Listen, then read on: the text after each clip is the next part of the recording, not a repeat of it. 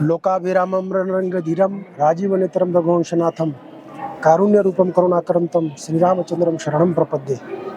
मी विष्णुगिरी श्री पंचदश नाम जुना आखाडा निमपर्वत त्र्यंबकेश्वर नाशिक। आज या चैत्र नवरात्राचं पर्व साधून आमच्या त्र्यंबक क्षेत्रातील सर्व साधू संत, सर्व आखाड्याचे प्रतिनिधी सर्वांनी एकत्रित येऊन आणि आमच्या या सर्व आखाडा परंपरेमध्ये श्री पंचायती निरंजनी आखाड्याचे असणारे आमचे सर्वांचे अनंत विभूषित श्री श्री 1008 राष्ट्रसंत स्वामी श्री सोमेश्वरानंद सरस्वतीजी महाराज आणि त्याचबरोबर आमच्या सर्व साधूंना विशेष आणि गौरवाचं एक स्वाभिमान असलेलं या लोकसभेच्या निवडणुकीसाठी उभे असलेलं आमचे एक युवा साधू नेतृत्व स्वामी श्री सिद्धेश्वरानंद सरस्वतीजी आम्ही सर्वांनी मिळून आज या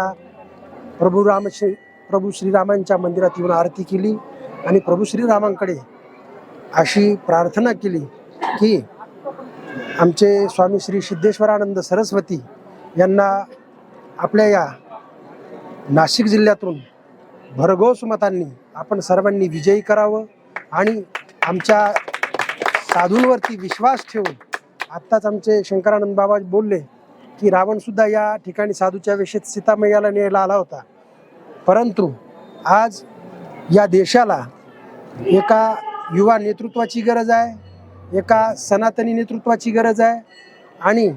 एका साधूच्या नेतृत्वाची गरज आहे। आजची ती काळाची गरजच आहे। तर मी या नाशिक जिल्ह्यातील सर्व मतदारांना विनंती करतो की आमचे त्र्यंबकेश्वर क्षेत्रातील असणारे आमचे सिद्धेश्वर सरस्वतीजी महाराज यांना आपण सर्वांनी प्रचंड बहुमताने विजयी करावं अशी मी प्रभू श्रीरामांच्या या प्रांगणात प्रभू श्रीरामांच्या चरणी प्रार्थना करतो आणि त्यांना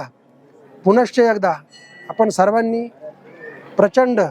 बहुमताने विजयी करावं हीच या ठिकाणी विनंती करतो। हरिओम स्वस्तात, ओम नमो नारायण।